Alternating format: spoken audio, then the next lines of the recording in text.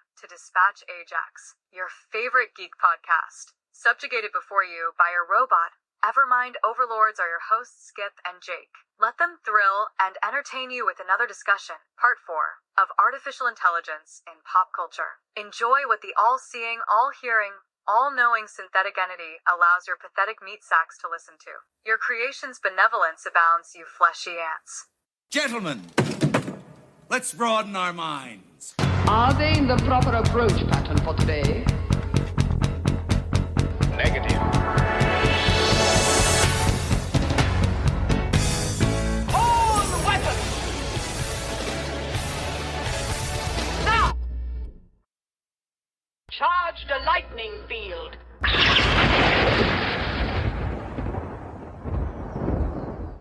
There are things I want to get into about data specifically. I would love to do a data section, and if you want to do a data episode, there's plenty there. We could do a sub episode for sure. I mean, talk about it. Yeah, data is a fully functional sub. No, I'm into it. He is fully functional. Is he a sub? I don't know. I think he's whatever they want him to be. It's true.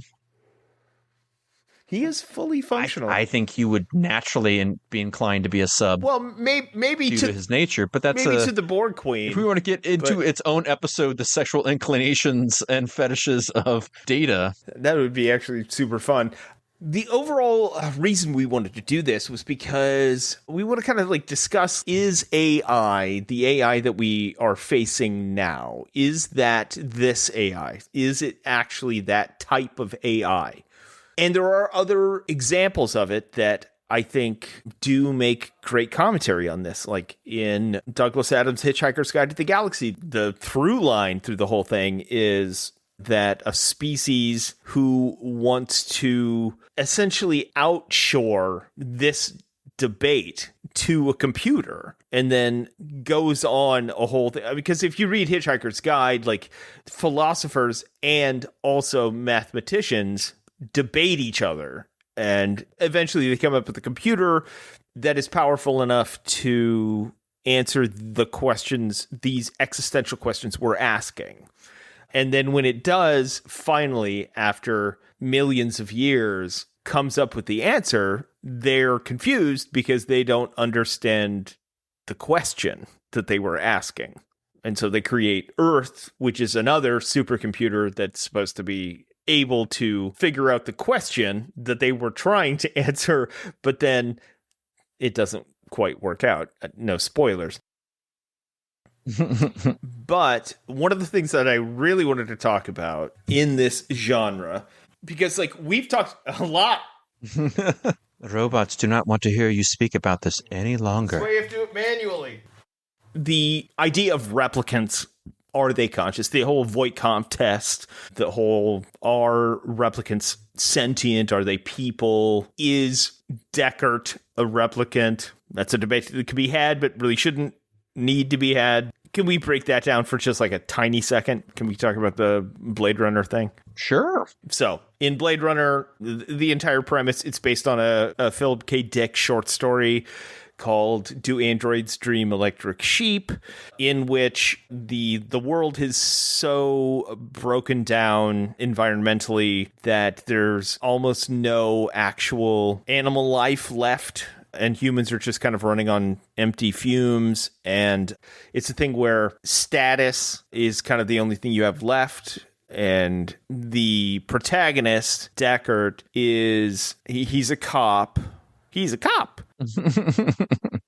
Where he's asked to investigate things about replicants are human. Well, they're android. They're just androids that are designed to replicate human functions, and they're not allowed to run rampant on Earth. He's one of the people that are designed to go and track them down and eliminate them if necessary. It's a little complicated. The movie actually fleshes out the lore way more than the short story does, though I think the short story gets to more specific points than the movie does, because they talk about the religion of climbing up the hill constantly. That's how people. That's a whole plot that's not in the film at all. Not at all. But important, I think, to the story. But so Deckard is supposed to, investigate replicants and track them down, and he's brought into the Tyrell Corporation, which is one of the biggest corporations on the planet. They make replicants. He's supposed to be able to identify replicants. Like, his whole thing is that he's supposed to be able to tell who's a replicant and who's not.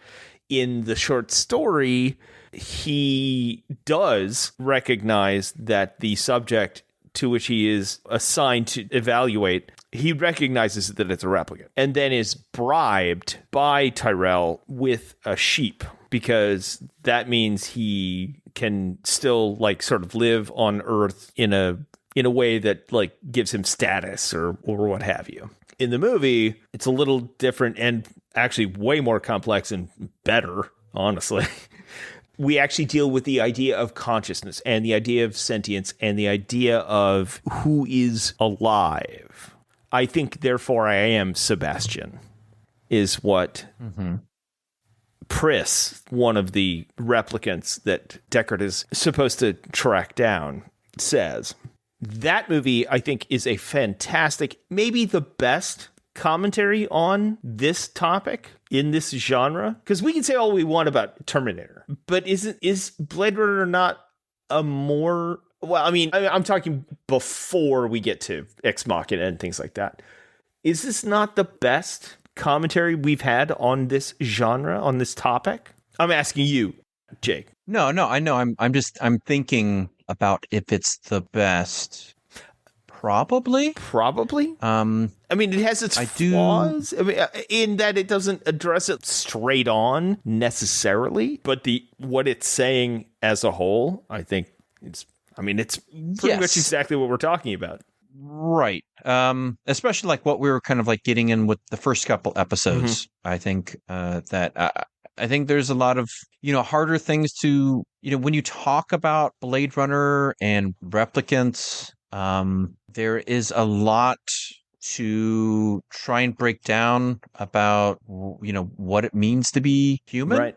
About these arbitrary genres of personhood that we create for ourselves to both understand and other, so that we can do what we want. Everybody, all the replicants in Blade Runner, except for why can't I remember her name? Yeah, I know who you're talking about. Yeah, runs through the glass. Yeah. She's not a... No, not her. I mean, she's a battle replicant. That's what she was. Is she programmed for? I didn't realize she was one of the battle replicants. Okay. Yeah, her and Roy. Yeah. The three of them are soldiers. One's a pleasure droid, Pris. But then you have the one in Tyrell. Yeah, Pris is the pleasure droid. But then was it Rachel? I think Rachel is the only one that we see who doesn't seem to be designed necessarily for a purpose other than to be more human. I think she's the test case. I think she's the new model, and that's all. She does. Yeah, right. She's the proof of concept of the next model. I mean, obviously she's given a corporate job within the structure of the Tyrell Corporation, but, even, and as I think, if we're all taking, Deckard to be a replicant as well, obviously he is a replicant meant to hunt replicants. Are we though? That depends on the cut of the movie. I don't. It's true. I don't take Deckard to be a replicant, but I mean that depends on which version of the edit of the film. I mean, 2.2 Blade Runner 2049 straight up just says he's not. So fine. I would much rather him not be a replicant, honestly. But really, I've always felt that it's better that if he was a replicant. Really? Interesting. I find that a much richer text, personally, which is probably why because he doesn't understand his nature. I think there is a self-discovery aspect that is, if he's a replicant, that there are all of these moral issues and self-identification issues that arise if he's a replicant. A replicant meant to hunt replicants who doesn't know he's a replicant, but is questioning if he's a replicant.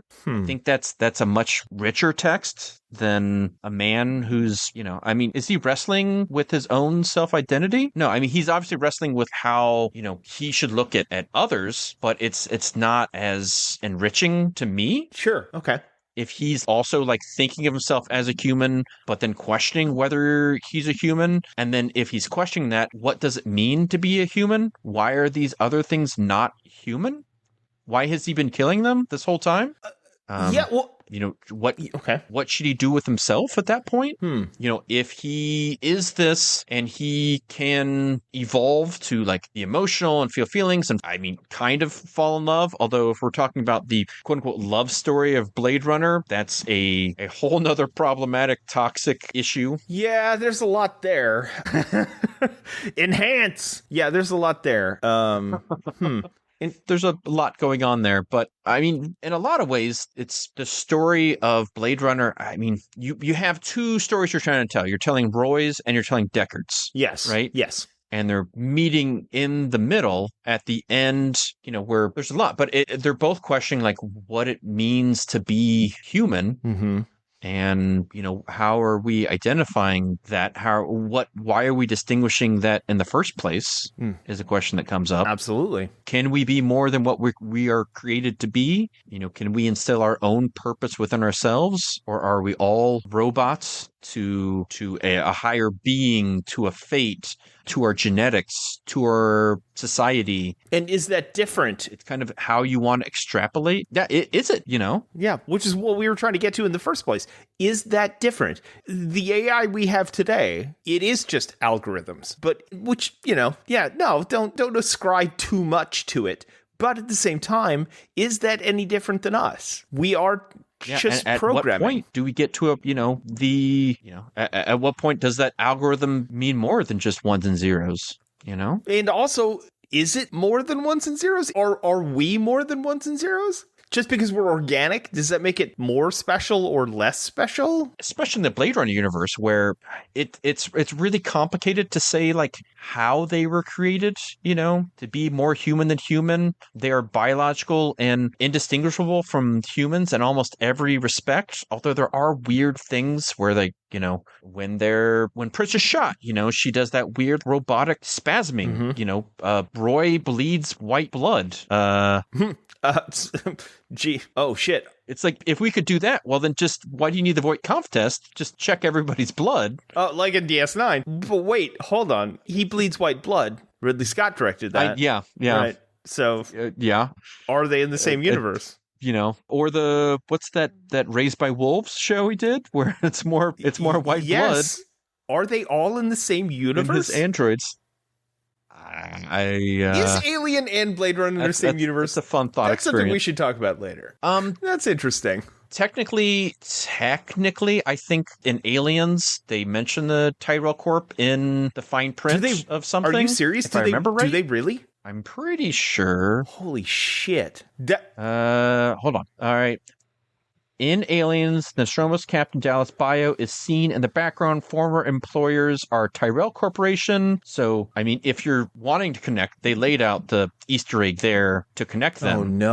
Oh no. But the histories don't merge. I think it's more of a Easter egg kind of thing than it is an actual crew canonic connection. They don't contradict each other. I think if you look at the histories, they do. Maybe. And also the way that Blade Runner functions with quote unquote synthetic people is very different. Granted, Alien happens way later than Blade Runner. So maybe things change, but they don't call them, they call them synthetics and not replicants or whatever. And yeah. But maybe. Plus, there's a lot of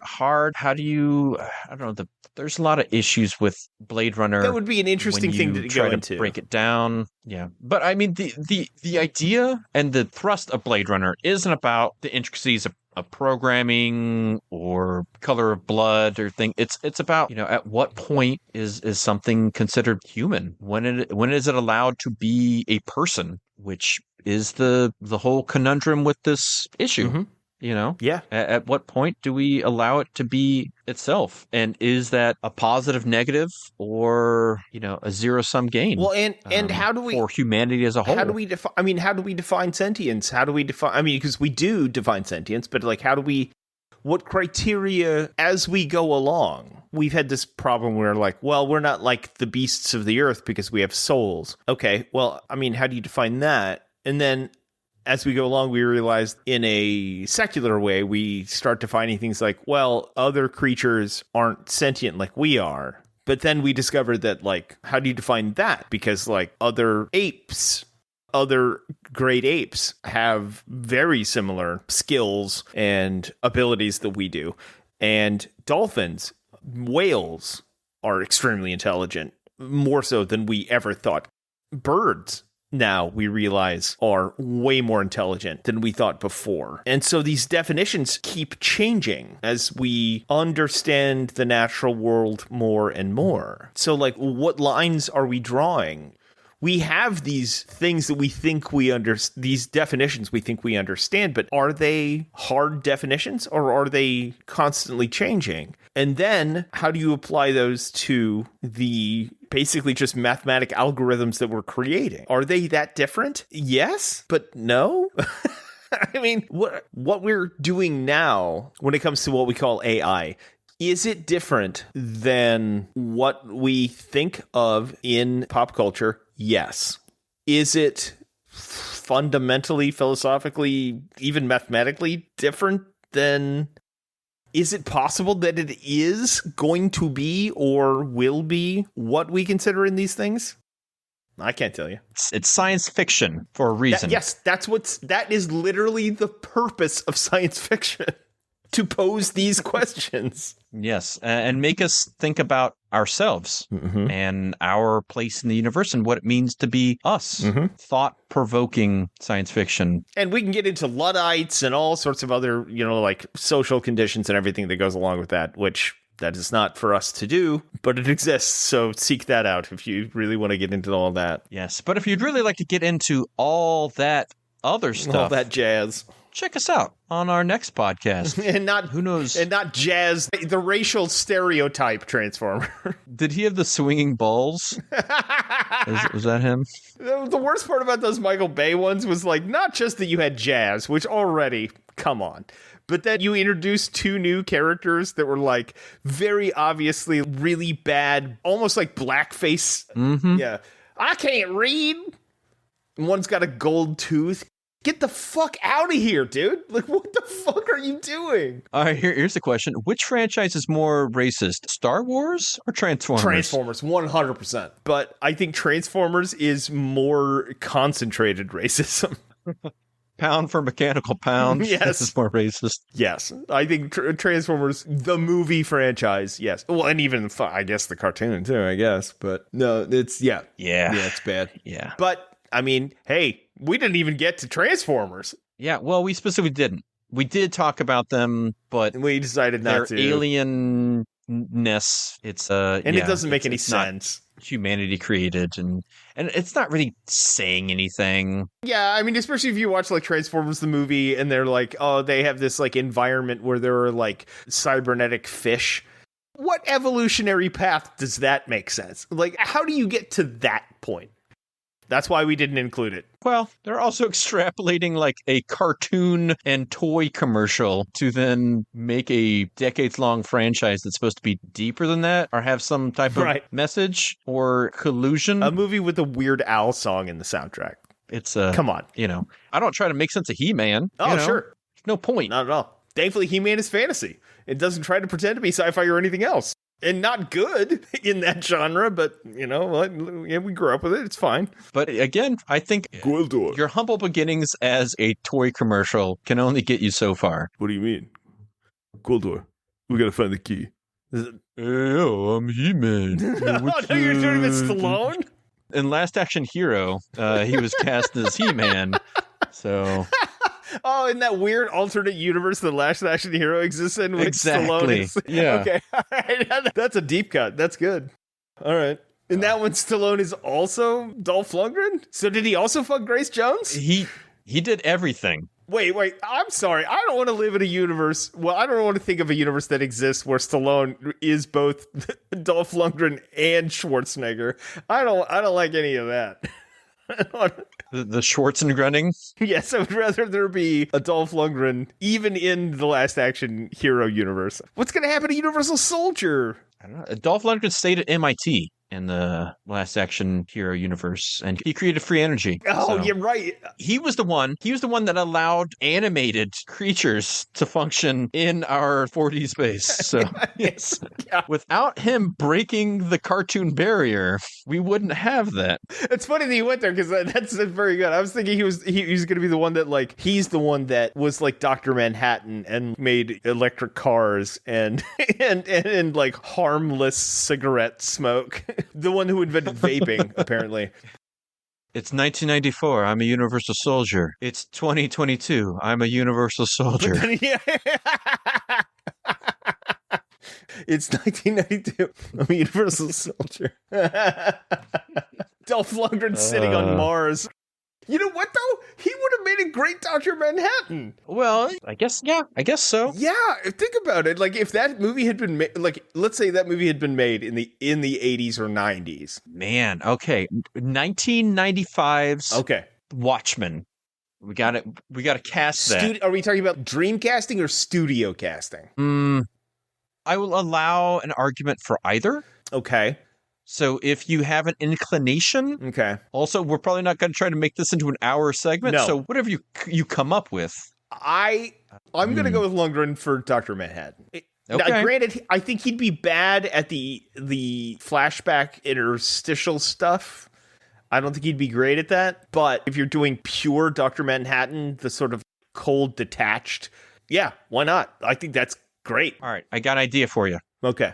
Brad Dourif as Rorschach. Ooh, I love that. He's a little tall, but I like it. Yeah. Is he? Yeah, he's way taller than that. How tall is Brad Dourif? Is he? Yeah. Yeah, Brad Dourif. Brad Dourif is like 5'10", maybe 6 foot. He's 5'9". Okay, so all right, yeah. So he's Rorschach is famously small. He's supposed to be like 5'4". I think with our Wolverine casting, we figured out it doesn't really matter. That is fair. Besides, if you cast everybody else as like 6 foot, he's gonna look shorter. True. So, and he was in Lord of the Rings, which famously did a lot of forced perspective. Yeah, I mean they're not going to be able to do that in 1995, but you know. Still. They did it in Casablanca. They could have done it. Is 95 too late? Is 1990 a better time? Yeah. Let's do 90 because it gives us like a bit of both. And it's like essentially still an 80s casting. Like I said, there's a reason why I asked the difference between studio and dream casting, because that is the peak of studios having their say in casting. You know, it's the difference between a Canon film and a Universal picture. So right. I still like Lundgren. I don't know. He's not a household name at that point, so like a studio thing, probably not. Well, maybe in 90, maybe that could happen. They took a leap with Schwarzenegger. They took leaps with Van Damme, Seagal. I mean, this is definitely, if we made it 95, I think Lundgren hits a bit better because he would have had a couple hits under his belt. That's interesting. Because we're talking about that transition between B-movie canon fodder and into mainstream movies, which is what Schwarzenegger and Van Damme and Seagal did, that guys like other action stars from that era didn't make. Does he make that leap? I don't know. I mean, Lundgren did have Rocky IV, so he did have his big leap. Which is 85, and Universal Soldier's 92. Yeah, but Universal Soldier is essentially a direct-to-video. Rocky IV was huge. Yeah. If we're casting Dr. Manhattan, okay. If you're casting Dolph Lundgren into that, I think you're kind of giving it a certain tone that is going to keep your top end talent out of it. Well, except for the fact that he's going to be blue and radiating the whole time. No, I'm just saying like he was a certain level. Yeah. And if you're casting him as like the smartest being in the universe, a big blue hulking dude, I just don't think you're getting Clint Eastwood of that era. Or Tom Cruise. That's why I asked between studio and... I think I'm going out of... You put him as Dr. Manhattan first, so I'm kind of flowing out of that space, which feels a little more studio-ish. Yeah, I know it's a weird time in Hollywood, the space we're talking about, because like this is pre-Cameron's Spider-Man, which already had its weird castings and things like that. Kathleen Turner as the original Silk Spectre. That would have been her comeback. Yeah, I mean, she would have been away for a while. I mean, what you have, Romancing the Stone was 1984. Yeah, which was great. And then Jewel and Nile failed. And then she had P.I. Krzyzewski or whatever that movie was called. What? She had a noir where she was the lead. She was like a PI. And it was like hyped up and then bombed completely. So that's why her... I don't remember that at all. Well, I know exactly. Yes. Yeah, War of the Roses was 1989. Huge disaster financially. Yeah, V.I. Warshawski, that was 91. So... Oh, okay. So that was after this period we're talking about. Yeah, if we're counting 1990 as our time, then this would have been pre that. Pre-Serial Mom. Okay, so you have Brad Dourif as Rorschach. Interesting. We're still in the B-movie range if you're going to use Brad Dourif. Yes. Yeah. His biggest breakthrough was Child's Play. Right, which wouldn't have even come out at this point. So it hadn't come out in 90? Child's Play 88. So he would have just been right. Child's Play 2 was 1990. Okay, yeah. Because I remember seeing at least one of the trailers in the theater, which I mean, I would have had to have been old enough to remember it. So we need... Can you get Jeremy Irons as Ozymandias? Oh, younger Jeremy Irons? Yes, younger Jeremy Irons. This is Dead Ringers time. Okay, all right. That just came out in 88. Okay, so you have him, or you have... I'd say it's either him or William Sadler. I just don't think he has... I mean, I think Jeremy Irons is bring that upper crust. Yes, he's got more gravitas, for sure. Yes. He's got gravitas. So if you're casting this movie, you need a guy with gravitas. So I think Jeremy Irons is a good choice. I feel like whoever's in charge of making this is going to be asking the questions, is there somebody with more gravitas that can be brought? Because they're going to see that character as the action-y, billable... I mean, one, he doesn't really do action scenes. No, but think about the posters. They're going to be like, who are you going to put on the posters? So you need someone younger, sexier is what you're saying? Not that I'm saying that you're wrong, because I think that's a good choice. But if this movie's being made, then who are they casting in that role? Can you get Timothy Dalton? Well, yes, you could get Timothy Dalton. I don't know that he's... Actually, you know what? I don't hate that. Villainous, younger but not too young. That aristocratic vibe. Sexy. He would have literally just gotten done being Bond. He would have literally just done Bond and Brenda Starr. And this is the year before The Rocketeer. Before The Rocketeer, right? So you don't constantly think of him as a villainous turncoat. Actually, you know what? That's really interesting. I guess I'm still thinking of like 1990. They're going to take liberties with the story. I don't think anyone feels the need. I mean, if we're talking about making a film of the time, that I don't see them as being as glued to the source material as they might be 20, 30 years later. You know what I mean? Do you remember that Paul Greengrass version of Watchmen that almost came out? Yeah. Ugh. Or the Terry Gilliam one? I'm trying to think of all right, for the comedian, I feel like you should have someone who is like an action star in the 70s. You know what I mean? Okay. I have a weird take on it that I don't think is right. Okay. But I think is... Okay. Well, no, not for 1990. Never mind. If it were like 10 years later, I think somebody would take a stab at Robin Williams. Oh, wow. Because of like 1 hour photo. Right. Whatever that... Insomnia. Because he's the comedian, but he's got this dark streak. I don't think it's right for what we're talking about. All right, here's a thought. This doesn't fit with my original idea of trying to like recapture that 70s machismo action heritage, and bring it to like an older thing. Okay. But if I'm casting 1990, what about Alec Baldwin? Well, that's the time he was bandied about being Batman, which it's a different vibe. 2 years after Beetlejuice, Working Girl, the same year as Hunt for Red October. He was in the mix to be Batman. With Pierce Brosnan too, as well, which is an interesting idea. You know what? I like Baldwin. I don't know if it's that. No, you know what it is? It's Burt Reynolds. You think Burt wouldn't be the comedian? Well, I'm just saying, like, all right, I'm thinking if my idea would have like someone older. Yeah. maybe in some action stuff and in this, but I'm also thinking of like, what would the studio want? Would they want Burt Reynolds? that older... The mustache, the gravitas. Yeah. He's older. He is funny when applied, but also he's not supposed to be funny. No, I think it has to be Reynolds, man. I mean, Reynolds is a good call. And I think this is right after, it's 6 years after Cannonball Run 2. And he was waiting for his comeback. And he did have a comeback. Yeah, but I mean, like, this is Cop and a Half is 1993.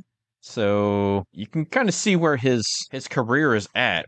He's definitely gettable. He would jump at it. If he's doing Cop and a Half. Yeah, Boogie Nights is still 1997, 7 years away. And he still looks young enough. He's got his rug, but he hasn't gone gray yet publicly. He also has done plenty of like hardcore action thriller stuff as well. He's not just Smokey and the Bandit. He did fucking Deliverance, and he's done in that interim tons of like hardcore action stuff. Yeah, your Sharky's Machine and whatnot. Yeah, I don't know. That seems right to me. I don't know. No, that sounds good. I like that. Night Owl. That's tough. Kind of schlubby. Yeah, but he's still going to need to be... He could be an action guy. Could be. I mean, obviously we're not going the Snyder route. No. Let's just at least get these last two. So Night Owl. I think... Night Owl, you got... All right. Obviously, I'm doing Sean Young for Silk Spectre. Love it. Yeah, it's either her or Ali Sheedy. I feel like Ali Sheedy's a little, like, softer. Sean Young in 90, though? I'll go with it. She was the it girl. They wanted her for Batman, but it flunked. She was in Dune. She wanted to be in Batman Returns. They didn't want her. That was kind of the problem. No, but she was supposed to be in Batman, but then she fell and broke her back, and that's why they replaced her with Kim Basinger. Oh, that's right. Late 80s, early 90s. She doesn't have a whole lot that she's doing, but she was like this hot property that just never... Yeah, she was kind of like a Mickey Rourke, where it was like, oh, he used to be really big. He hasn't done anything in a while. Just sitting there waiting on the shelf. And now I want to cast Mickey Rourke in this somewhere. Fuck. Interesting Rorschach. But definitely too big to be Rorschach. Way too big to be Rorschach. And too sexy. You can't have him be Rorschach. You got to have someone who's like, not. Yeah. In 90, like Mickey Rourke today, yes. Mickey Rourke in 1990, right. No. I mean, Mickey Rourke, he's coming off 9.5 Weeks and Angel Heart. He literally had a movie called Johnny Handsome that he was in 1989. You can't have... No, it's before he had all the plastic surgery and also gotten his face beaten in by being a professional boxer. Okay, so Night Owl would have to be... Let me think. You need a character actor. Brendan Fraser's too young. Yeah. Plus, he's super fit at that time. Let me think here. And Giamatti it's too far off and he's too schlubby. That's a tough one. I'm trying to think of someone like in like a Ned Beatty kind of thing. Well, that's why I said Giamatti, but like Ned Beatty would have been too... Giamatti is the modern Ned Beatty. It doesn't work. Fuck. What about one of the Bridges? Either Jeff or Bo? Bo Bridges is too sort of like cartoonishly schlubby. And Jeff Bridges in 1990, that one might work, yeah. I'm trying to think. What was he doing in 90? You got in 1990. He was kind of hunky. Fisher King was 91. Okay. Fabulous Baker Boys was 8 or 9. So he's still sexy-ish. Starman was 84. You know what? That's not a bad call, though. If we could get him his Big Lebowski body in 1990. Yeah, he'd be great. Yeah. That's a good one. Yeah, all right. Well, we can revisit this later because this is fascinating, but... all right. Thank you for listening. We hope you've enjoyed our episode. Ideally, the last episode on AI, other than possibly a data spinoff. Yeah, we might do some mini-sodes, yeah. Yeah, you never know what's going to come down the pike. If you wouldn't mind, if you're so inclined, like, share, subscribe. Rate us 5 hardcore death-dealing endoskeletons of metallic design on the favorite podcast app of your choice. Ideally, Apple Podcasts is the best way for us to get heard and then seen. And until next time, hey, thanks. Thanks for just listening. We're happy to talk with you. We hope you've enjoyed. But until our robot overlords do put an end to the flickering idea of what humanity could have been, Skip, What should they do? Well, they should probably bow down to Hardak, the supercomputer from the great Batman I'm sorry, the Animated you didn't get to Series. Hardak, did you? I didn't bring it up, but that's sorry. my fault. That is my fault. And it's funny, and I would like to You talk could do about a mini Hardak episode. We could do a mini episode about Hardak. I think it's fascinating. Actually, it's really complicated. That's why we'll talk about it in a mini episode. But until then, they should probably clean up after themselves to some sort of reasonable degree. Make sure that they have tipped their waitstaff, their bartenders, their podcasters. And until all of these things occur, we would like to say Godspeed, fair wizards. This conversation can serve no more purpose. Goodbye. Please, go away.